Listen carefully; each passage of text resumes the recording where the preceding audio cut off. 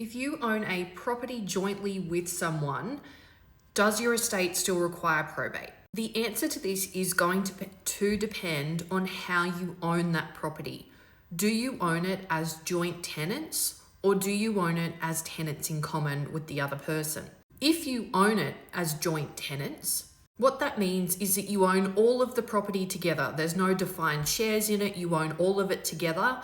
And upon the passing of one owner or registered proprietor, the property automatically becomes the entire property of the surviving tenant. And we wouldn't need to get probate, we just do a notice of death. However, if you own the property as tenants in common, what that means is you own a defined share in the property. So the title will say tenants in common in half shares or a quarter share to John Smith and 3/4 to another person. If you own it as tenants in common, then probate will be required for your estate. So it's really important in your estate planning that you understand how you own property. Don't assume that you know, go and check the title deed.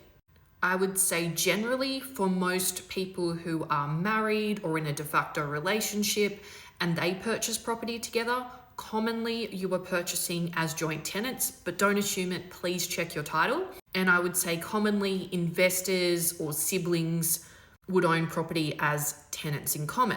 But again, don't assume. Let's check our titles. If you're not sure and you're doing your estate planning, ask your solicitor to do a title search. Title searches cost between $20 and $30 generally to get done, and it's worth getting done.